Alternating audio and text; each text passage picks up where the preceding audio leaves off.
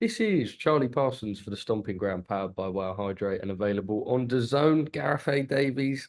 I'm not going to lie, mate. We said 11. We're obviously both in the Middle East, and then you went for a paddle board, which I respect because a man's got to live his Abu Dhabi dream. His best You look. life. His best life. By the way, just quickly, have you got some roses on the bed in the background there? Are you No, and a swan. A little tour of the. bloody hell, It's Gareth? just Who have you got in there with you? no one at the moment. Oh, but there's a little summit lined up for later, is there, Gareth? No, there's nothing lined up for later. No, I am. I'm working on Rising Stars Arabia here. I'm not lining anything up, but in the modern parlance, no, I've got no one lined up for later. But it's the way they make it here. It's a very romantic room looking out on the. Wow, very nice, very nice. That's where I go paddleboarding all the way up that creek.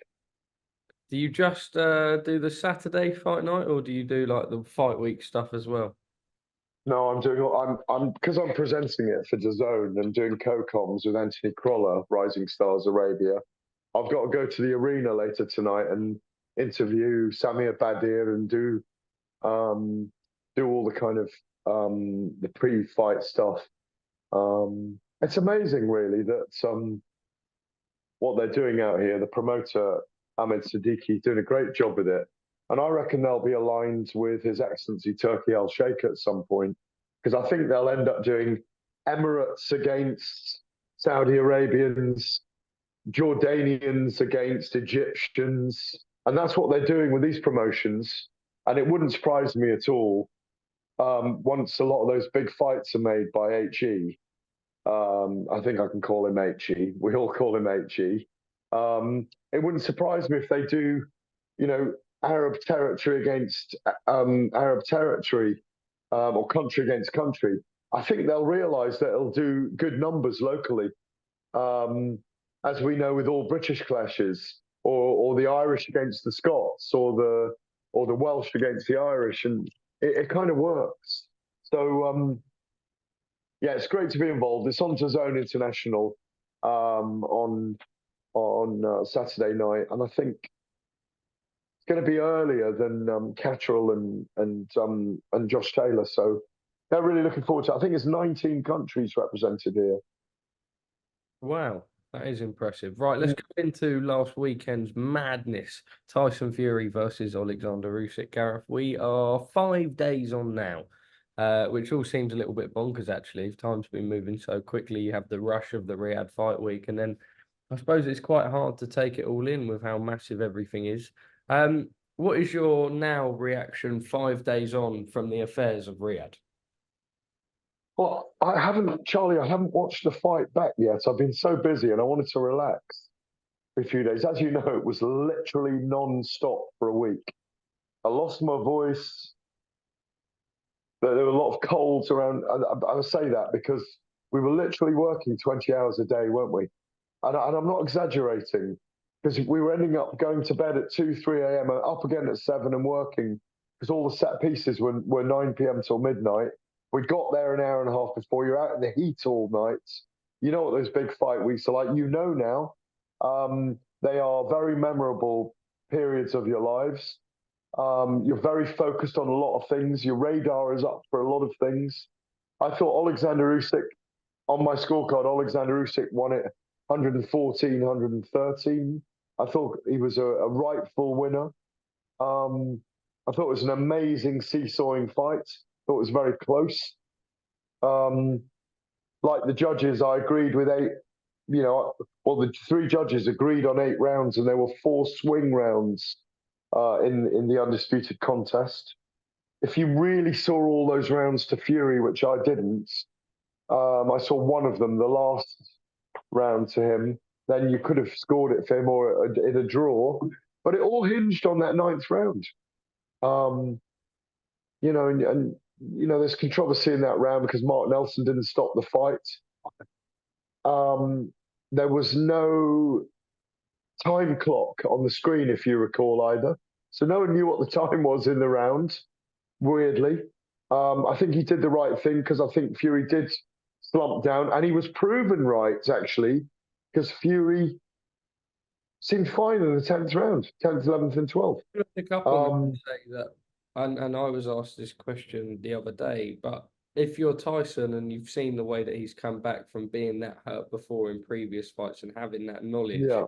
then you can sort of give him the benefit of the doubt in some of those situations. Yeah, psychologically, Mark Nelson was giving him the benefit of the doubt that he was still capable, even though his hands were down. He was using the ropes to keep him up. How he stayed up, I don't know. Again, he has that supernatural power to do those things. Usyk was amazing in that round, the ninth.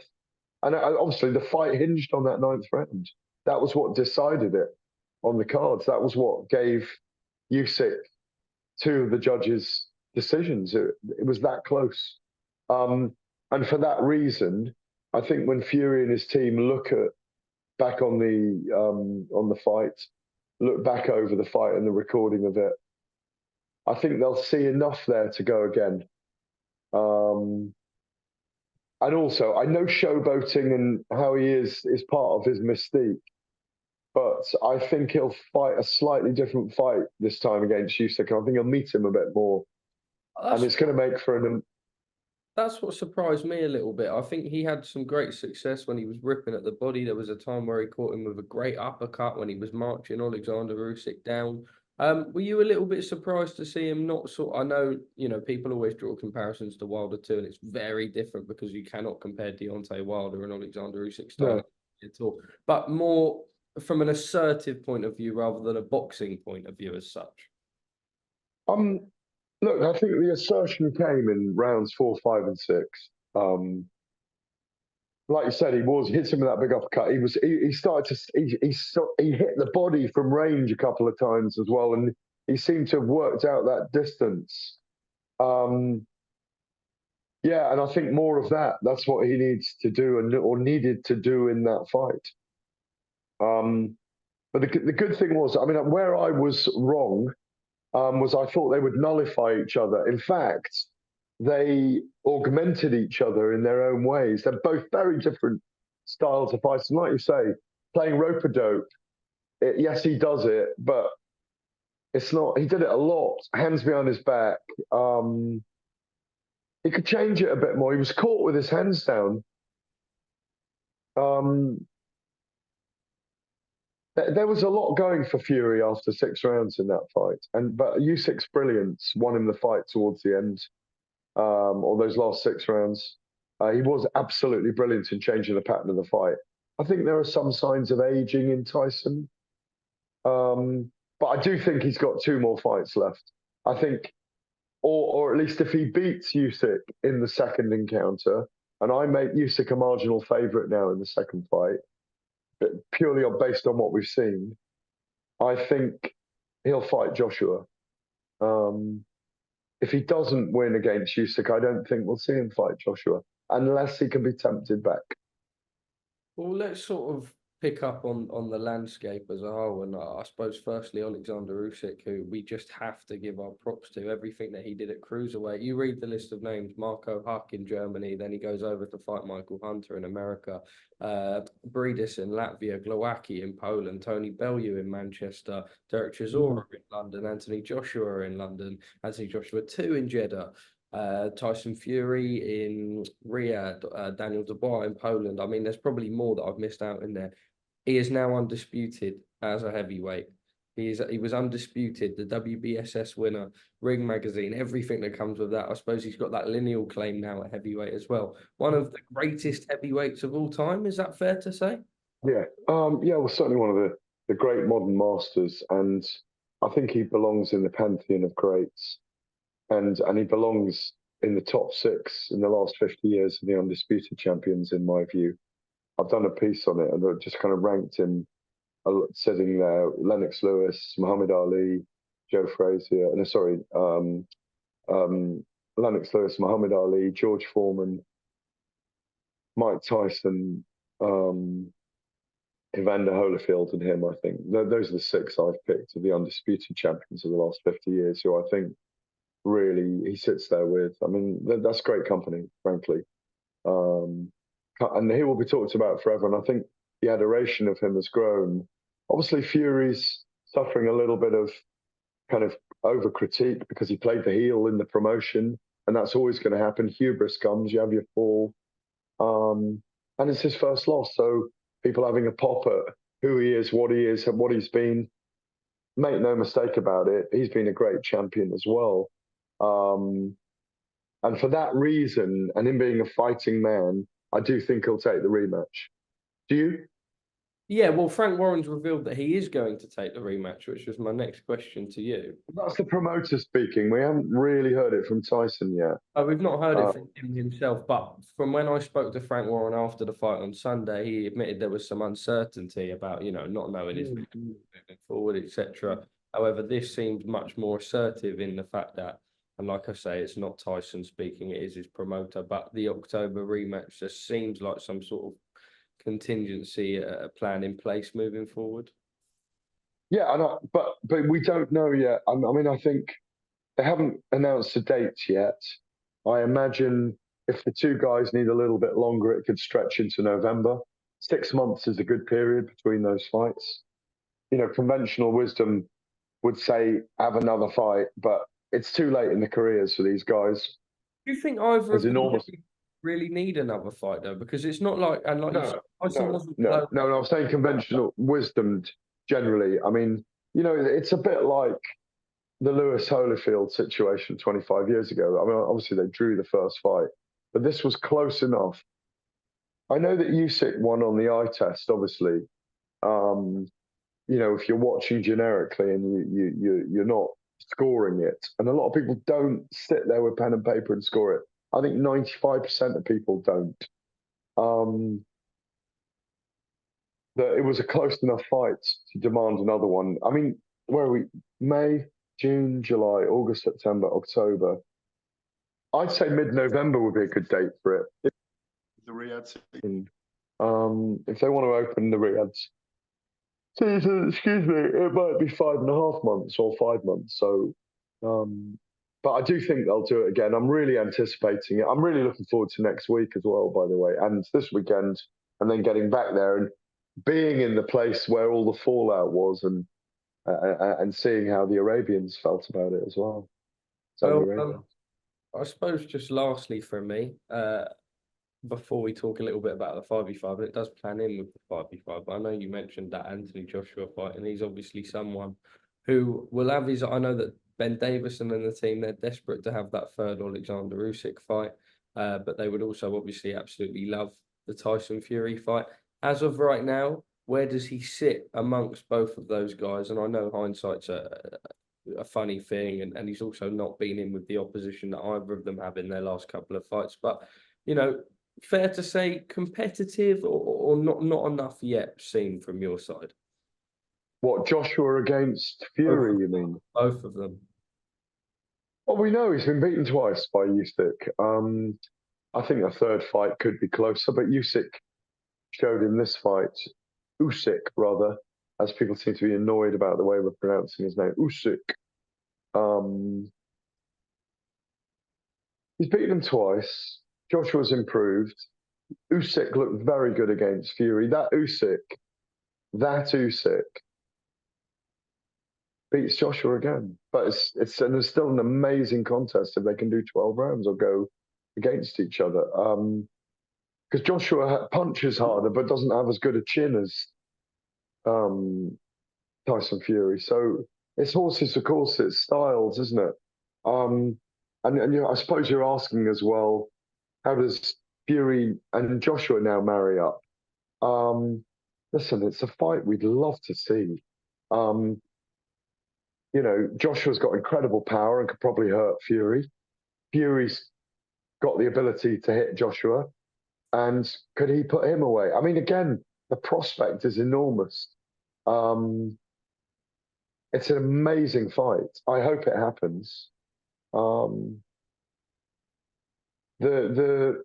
Usyk's taken himself to the number one of the era right now. But we don't know if they're going to have 3 more fights. We don't know if Fury might fight Joshua twice. He might defeat Usyk in a second fight.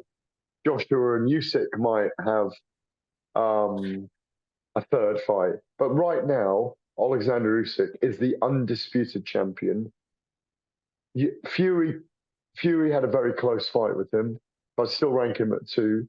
We've yet to see Joshua against Fury, so we need to reserve judgment on that, in my view. Gareth, obviously, we've known for some time now that the IBF would strip Oleksandr Usyk after this fight, but also does, make the point, and all boxing fans are a little bit gutted in the fact that it took so long, 25 years, for an undisputed champion to be crowned again, and within 2 weeks it's taken away from them. Know that the IBF have now given Canelo a mandatory that's not really getting many people excited and stuff like that. How do you perceive it? And we know that rules are rules and mandatories are mandatories, but also a little bit frustrating for us as boxing fans. And you've also got to think about your casual viewers as well. When we pop down and see our mates who aren't necessarily boxing fans, you can understand why they would be so confused. Hold up, this guy's just won and they're taking it off him already. Well, boxing is a confusing sport. It's multi-layered. It's multifaceted. You've just had Agit Kabayel fighting Frank Sanchez for, was it WBC? WBC final eliminator. That one went a little bit under the radar. Final eliminator. So that's that one there. Brilliant performance by Kabayel, by the way. He goes up and up in my estimation. Because I made Sanchez a favourite going into that as well, by the way. They're talking about Flip Hrgovic and Daniel Dubois fighting for a version of the mandatory. I know that they're the organisers and the promoters are trying to keep all those belts together, but it's yet to be decided, isn't it? It's TBC on that one, the IBF belt, but it doesn't look like it's going to be on the line when they fight again. And this is why we don't often have an undisputed title. But we might again next year if Joshua wins an IBF off, or Flip Hrgovic or Daniel Dubois take that IBF title in September if it's vacant. And that's the machinations of the politics of the sanctioning bodies, as Lennox Lewis has always called it. But maybe we'll never get away from it. You see, because So imagine if they hold all the belts for the second fight, then what do you do with it? You've got the same situation again. Yeah. You've got the same situation. We know the number one. At that point, if it was Usyk, it would then give him a chance to be 2-time undisputed heavyweight, which would be a great achievement. Yeah. But exactly. They're all names, they're all terms, but this time next year, we may have 3 champions again. You don't know. I mean, as they all vie for it. All right. Well, Gareth, thank you ever so much for your time. It's an absolute pleasure. I know that you're busy over out in Abu Dhabi. I am in Dubai, but you have made me think, if I can, I may make myself down to the show on Saturday in Abu Dhabi. Oh, God, please come. Come and do a paddleboard with me on Sunday as well. Maybe there could be a little paddleboard. I'll send you the photo. It's absolutely gorgeous. It is very nice. We're very blessed to be out here, aren't we? Well, I'll give you the final word. We've got the 5v5 next week in Riyadh. We go back. It's a bit of like a UAE sandwich squashed in between Saudi. And I forget Taylor Catterall this week as well. Boxing fans are in for an absolute treat. Give them the last message, Gareth. Well, I see Taylor winning against Catteral if he's absolutely bang on weight and on form. But those 2 guys going at it, I've been watching all the videos. Wow. And in rainy Leeds, can I say that? Sitting in 35 degrees. And the 5v5, for me, Deontay Wilder pulls off a massive knockout against Zhang. He's not a bad opponent for Joshua on September the 21st at Wembley Stadium, is he? Gets the mouth watering, doesn't it? It does. It does. It's a great time to be a boxing fan. Gareth A Davies, I don't know what you're doing with the rest of your day. Probably not paddleboarding again. Maybe a little suntan. I am. I'm paddleboarding. I'm doing interviews with all the fighters here for the pre-recs. DAZN. So yeah, I'm busy, bit busy this evening, but it's great to be out. And like you say, it's a great time to be involved in boxing. It's such an amazing period. Well, Gareth, respect, big up yourself, and see you shortly, my man. Peace out.